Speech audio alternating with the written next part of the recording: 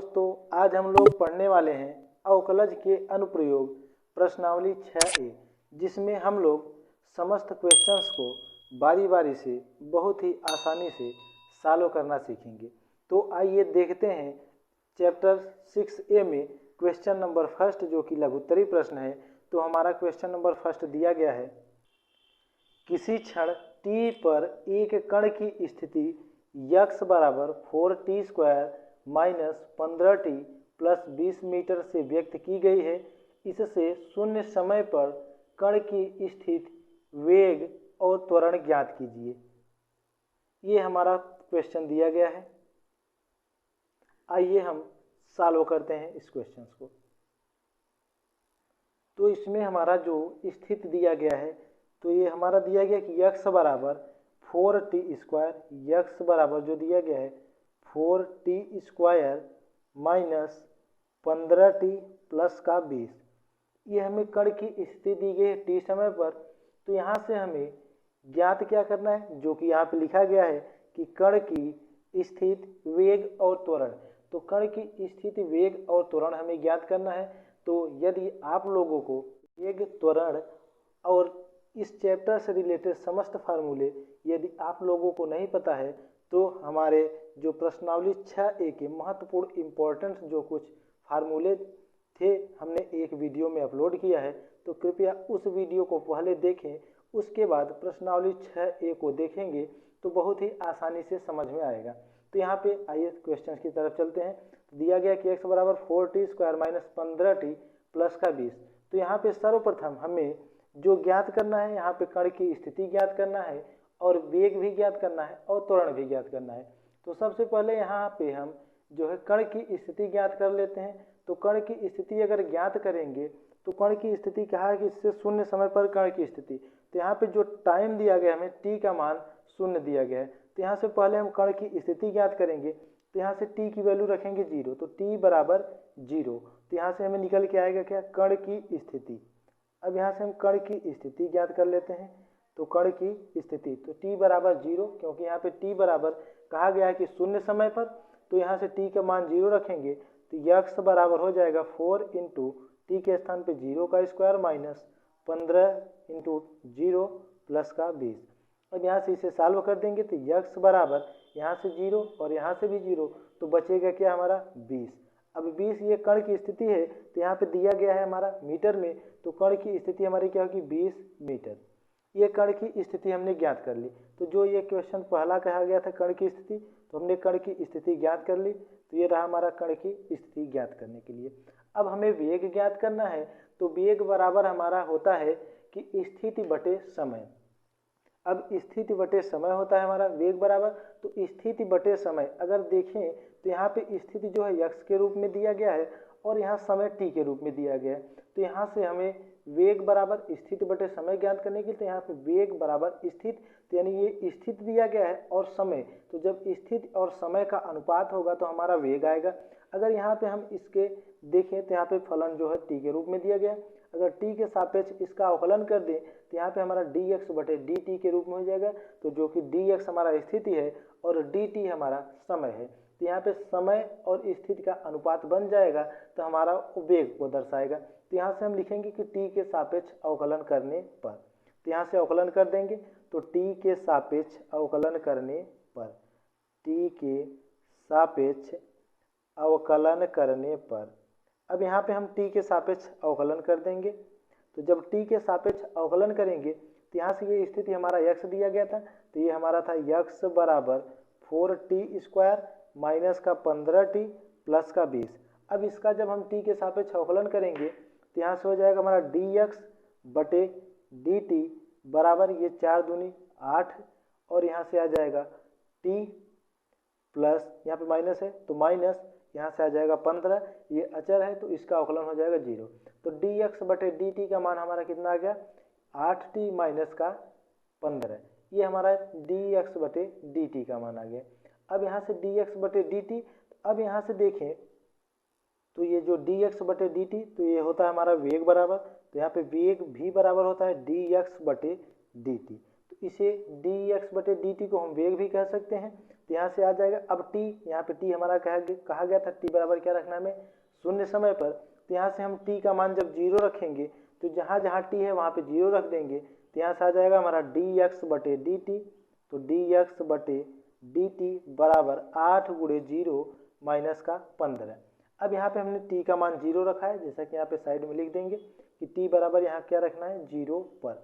अब t का मान जब 0 रखेंगे तो यहाँ से dx बटे dt बराबर, अब dx बटे dt का मान यहाँ से आ जाएगा हमारा dx बटे dt बराबर माइनस का 15। जबकि यहाँ पे वेग दिया गया है तो ये हमारा ऋणात्मक तो होगा नहीं। तो यहाँ से लिखेंगे कि dx बटे dt बराबर यहाँ से 15 मीटर प्रति सेकेंड। अब ये जो dx बटे dt है तो यहाँ पे जानते हैं कि v बराबर क्या होता है dx बटे dt, तो इसके स्थान पे हम v भी कर सकते हैं। तो यहाँ से कर सकते हैं कि v बराबर dx बटे dt बराबर 15 मीटर प्रति सेकेंड। तो ये हमारा वेग निकल के आ गया। अब हमें ज्ञात क्या करना है, त्वरण। तो अब जानते हैं कि यहाँ पे त्वरण बराबर होता है हमारा त्वरण, जो कि इसे हम स्मॉल a से प्रदर्शित करते हैं। त्वरण a बराबर यहाँ पे होता है हमारा कि dv बटे के dt। अब ये हमारा होता है त्वरण a बराबर dv बटे dt। अगर क्योंकि त्वरण a बराबर होता है कि वेग बटे समय, अब यहाँ पे वेग देखें तो dx बटे dt के रूप में है। अगर dx बटे dt को हम वेग कहेंगे तो क्या इस dx बटे dt को वेग के स्थान पे रख सकते हैं। तो अगर देखें तो यहाँ त्वरण बराबर भी होता है वेग बटे समय। अगर ये वेग बटे समय है तो इसका हम अगर पुनः अवकलन कर दें तो क्या हमें त्वरण मिल जाएगा, तो हाँ हमें त्वरण ही मिलेगा। तो यहाँ से हम पुनः अवकलन कर देंगे। तो यहाँ से लिखेंगे कि पुनः t के सापेक्ष अवकलन करने पर, पुनः t के सापेक्ष अवकलन करने पर। तो यहाँ से पुनः हम t के सापेक्ष क्या करेंगे, अवकलन कर देंगे। तो t के सापेक्ष अवकलन करने पर अब यहाँ से जो त्वरण है हमारा dx बराबर dv बटे dt, जब पुनः अवकलन करेंगे तो ये हमारा हो जाएगा d2। अब यहाँ x के रूप में था तो यहाँ से d2x बटे dt2 इस तरह से बन जाएगा। क्योंकि हमारा त्वरण बराबर होता है वेग बटे समय। तो यहाँ पे देखेंगे तो वेग क्या हमारा dx बटे dt के रूप में है, तो अवकलन करेंगे तो यहाँ से dx बटे dt के रूप में, तो यहाँ पे हम x ही कर दे रहे हैं। तो dx बटे dt इस तरह से। अब यहाँ से जब पुनः अवकलन करेंगे तो पुनः अवकलन करने के पश्चात यहाँ से हमारा हो जाएगा d2x बटे dt2 बराबर, अब पुनः अवकलन करेंगे तो पहले बार में हमने अवकलन किया था तो आया था यहाँ से 8t माइनस का 15। जब 8t माइनस का 15 आया था तो यहाँ से जब पुनः अवकलन करेंगे तो यहाँ से आ जाएगा 8, और इसका अवकलन जो यहाँ पे माइनस का 15 था ये अचर है, इसका अवकलन 0 हो जाएगा। तो यहाँ से d2x बटे dt2 यहाँ हमारा आ गया कितना 8। तो इसे हम कहेंगे क्या, जैसा कि हमने यहाँ पे सीखा कि इसे हम कह सकते हैं क्या, त्वरण।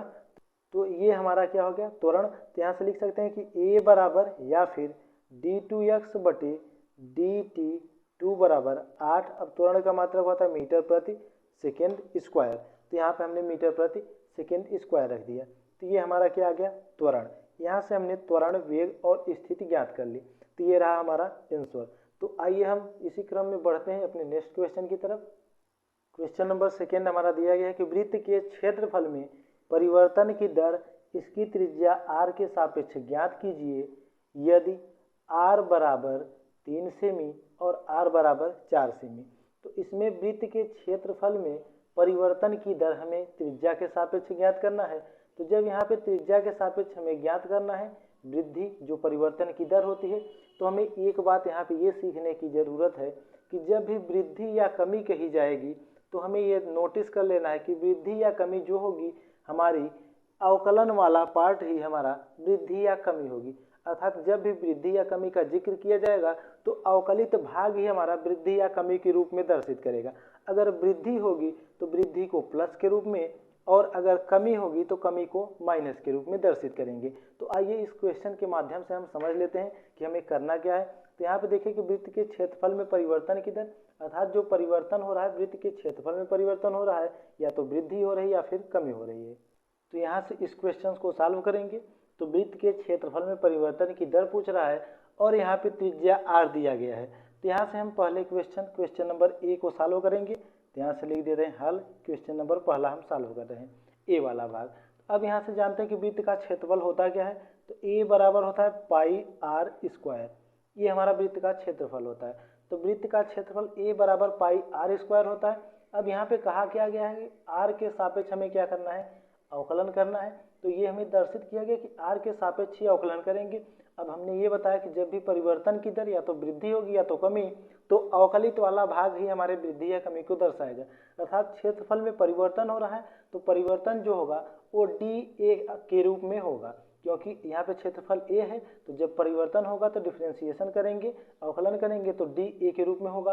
अब किसके सापेक्ष कर रहे हैं तो ये हमें आगे क्वेश्चन में दिया रहेगा। तो यहाँ से हमें दिया गया कि r के सापेक्ष कर रहे हैं, तो यहाँ से r के सापेक्ष करेंगे। तो आइए देखते हैं करके।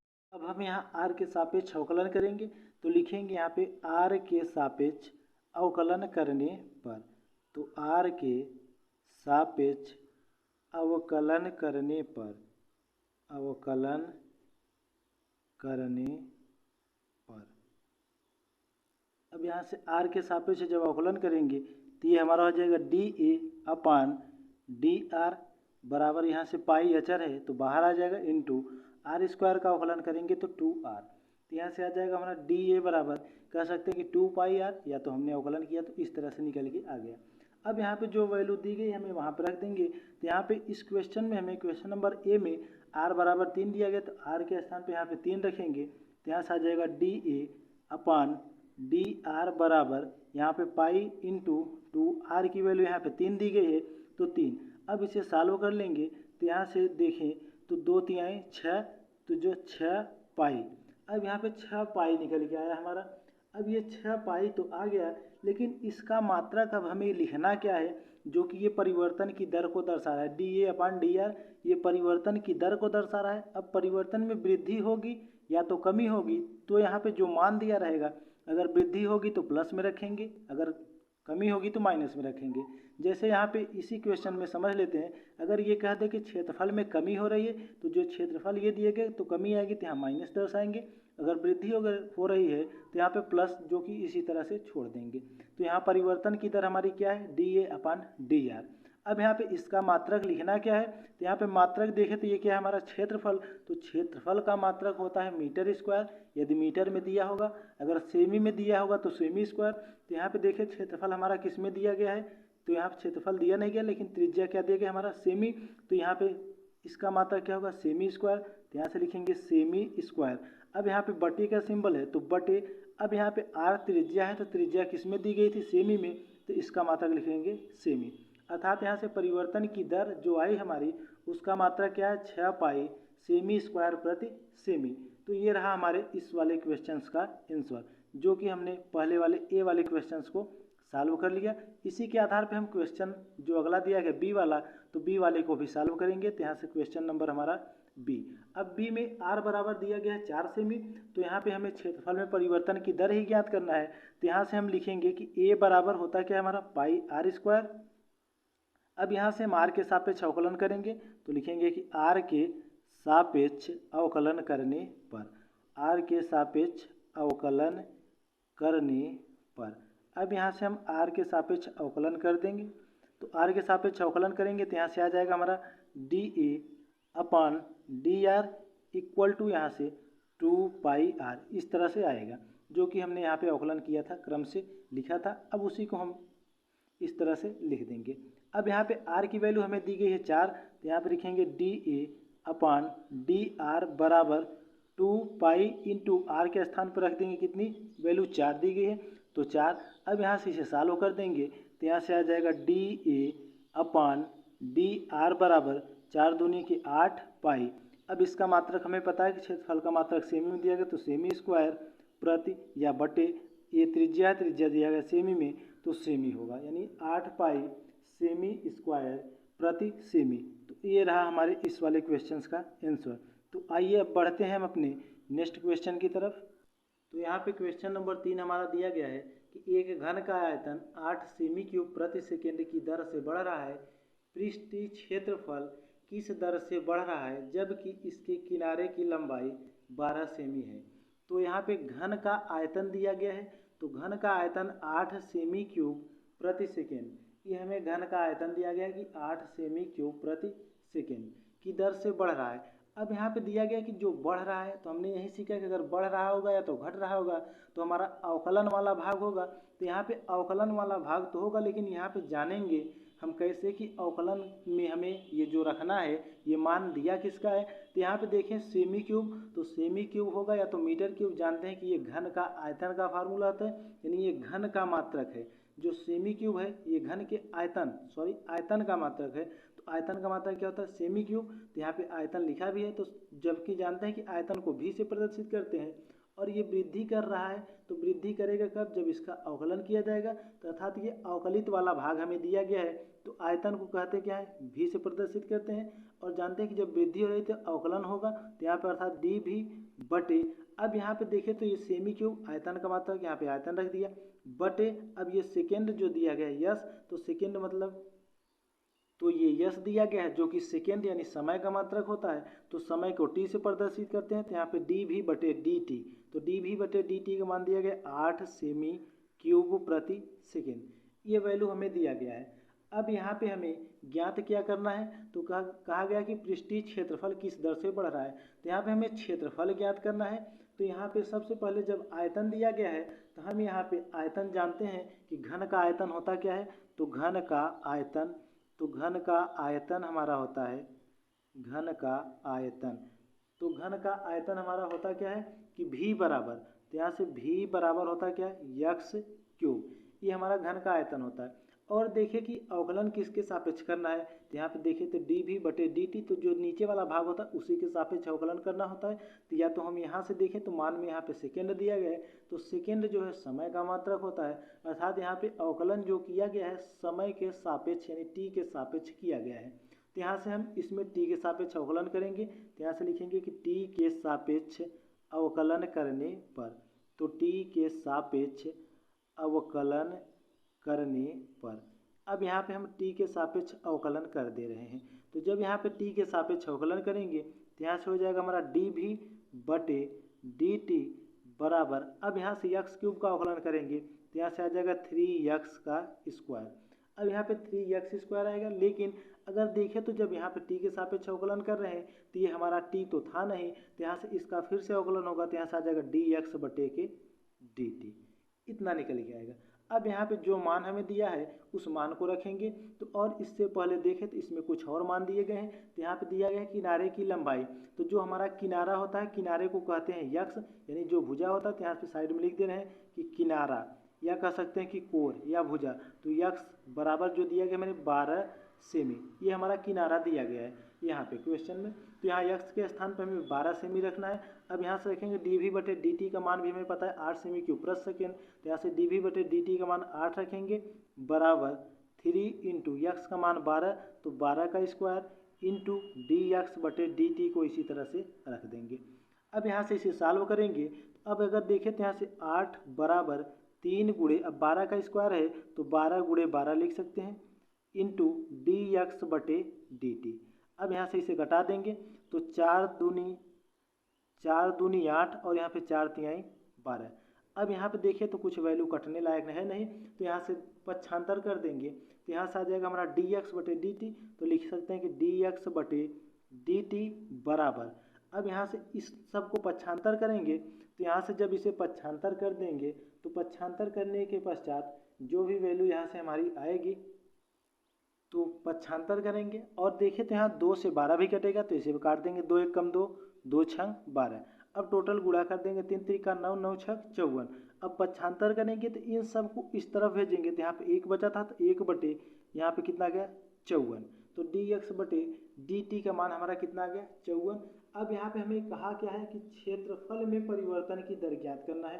तो जानते हैं कि घन का क्षेत्रफल होता क्या है, तो हमारा जो घन का क्षेत्रफल होता है, तो घन का क्षेत्रफल जानते हैं कि यस बराबर होता है 6x स्क्वायर, ये हमारे घन का क्षेत्रफल होता है। यहाँ पे लिख दे रहे हैं साइड में कि घन का क्षेत्रफल है ये, तो घन का क्षेत्रफल होता है यस बराबर 6x स्क्वायर। तो यहाँ पे हमें जानते हैं कि अवकलन टी के सापेक्ष ही करना है, तो यहाँ पे हम टी के सापेक्ष अवकलन करेंगे, तो यहाँ से लिखेंगे टी के सापेक्ष अवकलन करने पर, तो टी के सापेक्ष यहाँ पे अवकलन कर देंगे, तो टी के सापेक्ष अवकलन करने पर, अब यहाँ से जब t के सापेक्ष अवकलन करेंगे तो ये हो जाएगा हमारा डी एस बटे डी टी बराबर, यहाँ पे 6 दूनी 12 और ये यक्स, अब यहाँ पे हो जाएगा डी एक्स बटे के डी टी। अब यहाँ पे dx/dt इसलिए आएगा क्योंकि हम t के सापेक्ष अवकलन कर रहे हैं। अगर यहाँ पे हमारा x के स्थान पे t होता तो हमें अवकलन करने की ज़रूरत नहीं, उसका अवकलन 1 हो जाता। लेकिन यहाँ पे हमारा t तो है नहीं, x है, तो इसका फिर से अवकलन करेंगे तो यहाँ से हो जाएगा dx/dt। अब इनका मान रख देंगे तो यहाँ से ds/dt बराबर यहाँ से 12 गुणे x की वैल्यू हमें पता है जो कि किनारा है 12 दिया गया है, इंटू dx/dt। तो dx/dt का मान देखें तो यहाँ पे हमने ज्ञात किया है, तो dx/dt के स्थान पर dx/dt रख देंगे। अब यहाँ से इन वैल्यू को काटेंगे। अब देखते हैं यहाँ से कटा दें तो यहाँ से कितने से कटेगा। अब इसे हमें नोटिस करना है कि जो वैल्यू अंश वाली जिस संख्या से कटेगी उसी संख्या से हमारा हर भी कटना चाहिए। तो यहाँ से हम इसे काट देंगे। अगर 3 से काटें तो 3 चौके 12। अब यहाँ पे इसे काटें तो 3 एक कम 3, 2 बचा, 3 अट्ठे 24, या कह सकते हैं कि 18 तिरिक 54। अब यहाँ से देखें तो 3 से भी कट जाएगा, 3 चौके 12 और 3 छक 18। अब इसे हम पुनः 2 से काट देंगे तो 2 दूनी 4, 2 तिहाई 6। अब इन सब का मल्टीपल कर देंगे तो यहाँ से 4 बचा है और 2 और यहाँ पे 3, तो 4 दूनी 8, तो यहाँ से आ गया 8। तो यहाँ से लिखेंगे ds/dt बराबर 8/, यहाँ से 3, तो 8/3 ये हमारा बचा हुआ था 8/3। अब ये हमारा क्या है, यस जो हमारा क्षेत्रफल है, तो इसका मात्रक होगा क्या, सेमी में दिया तो सेमी स्क्वायर बटे या प्रति। अब समय दिया गया है तो समय का मात्रक हमारा क्या होता है, तो समय का मात्रक जानते हैं कि सेकेंड होता है, तो सेमी स्क्वायर प्रति सेकेंड लिखेंगे यहाँ पे। तो सेमी स्क्वायर प्रति सेकेंड, यहाँ पे सेमी स्क्वायर प्रति सेकेंड। तो ये रहा हमारे इस क्वेश्चन का आंसर। तो आइए अब हम चलते हैं अपने नेक्स्ट क्वेश्चन की तरफ, देखते हैं कि हमारा नेक्स्ट क्वेश्चन क्या दिया गया है। तो यहाँ पे हमारा अगला क्वेश्चन दिया गया है कि एक वृत्त की त्रिज्या समान रूप से 3 सेमी प्रति सेकेंड की दर से बढ़ रही है। ज्ञात कीजिए कि वृत्त का क्षेत्रफल किस दर से बढ़ रहा है जब त्रिज्या, यहाँ पे त्रिज्या का मान हमें दिया गया है, तो जब त्रिज्या 10 सेमी हो, जब त्रिज्या कितनी हो 10 सेमी। तो यहाँ पे त्रिज्या दिया गया जब त्रिज्या 10 सेमी हो और यह 3 सेमी पर सेकेंड की दर से बढ़ रहा है। अब जानते हैं कि जब बढ़ेगा या तो घटेगा तो हमारा d के साथ में होगा, जो भी बढ़ रहा है उसे d के साथ में प्रदर्शित करेंगे। अब यहाँ पे देखें तो बढ़ क्या रहा है हमारा, त्रिज्या समान रूप से 3 सेमी। अब यहाँ पे देखें तो त्रिज्या जो हमें दिया कितने में है, सेमी में, यानी ये r बढ़ रहा है, तो जब बढ़ेगा घटेगा तो d के साथ में होगा, अर्थात dr। अब यहाँ पे देखें तो किसके सापेक्ष अवकलन करना है, तो यहाँ पे प्रति सेकेंड दिया गया अर्थात t के सापेक्ष अवकलन भी करना है। तो यहाँ पे हमें दिया क्या है कि dr/dt, तो dr/dt का मान दिया गया 3 सेमी प्रति सेकेंड, ये हमें dr/dt का मान दिया गया है। और यहाँ पे देखें तो r का मान दिया गया कितना 10 सेमी, तो r बराबर भी यहाँ पे हमें दिया गया 10 सेमी। ये इतना वैल्यू हमें दिया गया, तो हमें क्षेत्रफल में जो परिवर्तन हो रहा है, बढ़ रहा है, उसे ज्ञात करना है। तो जानते हैं कि वृत्त का क्षेत्रफल क्या होता है, तो वृत्त का क्षेत्रफल हमारा होता है, वृत्त का क्षेत्रफल जो कि a से प्रदर्शित करते हैं, a बराबर होता है पाई r² यहाँ पे होता है। अब यहाँ पे देखें तो अवकलन किसके सापेक्ष करना है, तो बटे में t है, अर्थात t के सापेक्ष अवकलन करना है। तो यहाँ से लिखेंगे कि t के सापेक्ष अवकलन करने पर, t के सापेक्ष अवकलन करने पर। अब यहाँ पे हम t के सापेक्ष अवकलन कर दे रहे हैं, तो जब यहाँ पे t के सापेक्ष अवकलन करेंगे तो ये हमारा हो जाएगा dA/dt बराबर, इसका अवकलन कर देंगे तो 2 पाई r। अब यहाँ पे r का मान हमें पता है, तो यहाँ पे रख देंगे, तो dA/dt बराबर 2 पाई इंटू r का वैल्यू हमें दिया गया 10, तो यहाँ से रख देंगे 2 पाई r इंटू ये 10 हमने रख दिया। अब यहाँ पे देखिए जब यहाँ पे अवकलन करेंगे तो यहाँ से हमने t के सापेक्ष अवकलन किया है, तो यहाँ पे हमारा dr/dt भी हो जाएगा। अब dr/dt की वैल्यू हमें पता है कितना दिया है 3, तो यहाँ पे रखेंगे कितना 3। अब यहाँ पे टोटल हम सॉल्व कर देंगे इसे, तो यहाँ से आ जाएगा हमारा dA/dt बराबर 10 तिहाई 30 दूनी के 60 और पाई है पाई। अब यहाँ पे क्षेत्रफल है तो ये हमें सब मान सेमी में दिया गया था, तो यहाँ पे आ जाएगा इसका मात्रक सेमी स्क्वायर प्रति, ये समय है तो कि इसका मात्रक क्या सेकेंड। तो ये रहा हमारे इस क्वेश्चन का आंसर। तो आइए अब हम चलते हैं अपने नेक्स्ट क्वेश्चन की तरफ, देखते हैं कि हमारा नेक्स्ट क्वेश्चन क्या दिया गया है। तो हमारा क्वेश्चन नंबर 5 दिया गया है कि एक परिवर्तनशील घन का किनारा 3 सेमी प्रति सेकेंड की दर से बढ़ रहा है। घन का आयतन किस दर से बढ़ रहा है जबकि किनारा 10 सेमी लंबा है। अब यहाँ पे घन का जो किनारा है वो बढ़ रहा है कितनी सेमी से, 3 सेमी पर सेकेंड, अर्थात ये सेमी अर्थात त्रिज्या का मात्रक सेमी और ये सेकेंड समय का मात्रक। अब यहाँ पे कह रहा है कि बढ़ रहा है तो अर्थात ये अवकलन के रूप में होगा, तो डिफरेंशिएशन के रूप में। तो यहाँ पे लिखेंगे कि हमें दिया क्या क्या गया है, तो यहाँ पे हमें दिया गया dx dt का मान हमारा कितना दिया गया है 3 सेमी प्रति सेकेंड, और यहाँ से देखें तो x का मान भी दिया गया 10 सेमी, तो x बराबर हमें किनारा दिया गया कितना 10 सेमी। अब ये हमें पता चल गया कि हमें अवकलन किसके सापेक्ष करना है, तो t के सापेक्ष। अब इसमें कह रहा है क्या आयतन किस दर से बढ़ेगा, अर्थात हमें यहाँ पे आयतन ज्ञात करना है। तो जानते हैं कि घन का आयतन का फार्मूला हमारा क्या होता है, तो घन का जो आयतन होता है, घन का आयतन v बराबर होता है हमारा x क्यूब। तो यहाँ पे हमें अवकलन पता है कि t के सापेक्ष करना है, तो यहाँ पे लिखेंगे कि t के सापेक्ष अवकलन करने पर।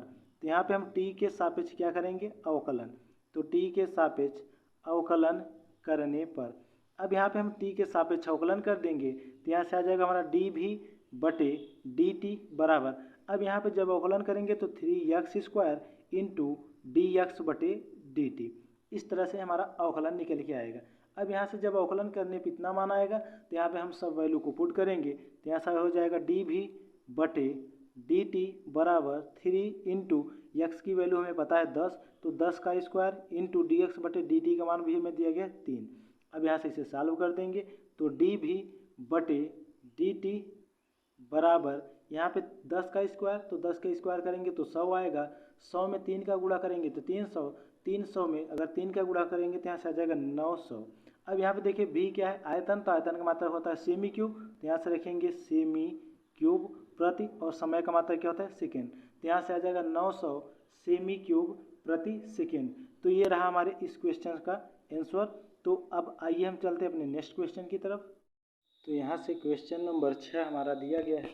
तो क्वेश्चन नंबर 6 हमारा क्या दिया गया कि एक स्थिर झील में एक पत्थर डाला जाता है और तरंगे वृत्तों में 5 सेमी पर सेकेंड की गति से चलती हैं। जब वृत्ताकार तरंग की त्रिज्या 8 सेमी है तो उस क्षण घिरा हुआ क्षेत्रफल किस दर से बढ़ रहा है। तो जो हम पत्थर डालेंगे तो जो हमारे ये तरंग होंगे इस तरह से वृत्ताकार रूप में चलेंगे। तो वृत्ताकार रूप में जब तरंगे चलेंगी तो तरंगे जो है 5 सेमी पर सेकेंड की गति से चल रहे हैं अर्थात बढ़ रहे हैं। तो अगर त्रिज्या 8 सेमी है तो जो ये क्षेत्रफल अर्जित करेंगी यही हमें ज्ञात करना है। तो यहाँ पे देखें तो 5 सेमी पर सेकेंड जो हमें dr बटे dt का मान दिया गया है, तो यहाँ पे लिखेंगे कि dr बटे dt बराबर दिया गया हमें 5 सेमी प्रति सेकेंड, और यहाँ पे r की वैल्यू हमें दी गई है कि r बराबर कितना 8 सेमी। अब जानते हैं कि क्षेत्रफल अर्जित कर रहा है तो वृत्त का क्षेत्रफल होता है a बराबर पाई r स्क्वायर। तो यहाँ पे हम देखें तो अवकलन हमें t के सापेक्ष करना है, तो यहाँ पे लिखेंगे कि t के सापेक्ष अवकलन करने पर। तो यहाँ पे हम t के सापेक्ष अवकलन कर देंगे। अब यहाँ पे जब t के सापेक्ष अवकलन करेंगे तो यहाँ से ये हो जाएगा हमारा dA/dt बराबर यहाँ से 2 पाई r। अब यहाँ पे dr बटे के dt, अब यहाँ से इसका मान रख देंगे तो यहाँ से आ जाएगा dA बटे dt बराबर 2 पाई इंटू r की वैल्यू दी गई 8 इंटू dr बटे dt की वैल्यू 5। अब इसे हम सॉल्व कर देंगे तो यहाँ से आ जाएगा हमारा dA बटे dt बराबर 8 पंजे 40, 40 दूना 80 पाई, क्षेत्रफल का मात्रक सेमी में है तो सेमी स्क्वायर प्रति समय का मात्रक सेकेंड, तो 80 सेमी स्क्वायर प्रति सेकेंड। तो ये रहा हमारे इस क्वेश्चन का आंसर। अब मिलते हैं अपने नेक्स्ट वीडियो में नेक्स्ट क्वेश्चन के साथ, तब तक के लिए धन्यवाद। Thanks for watching.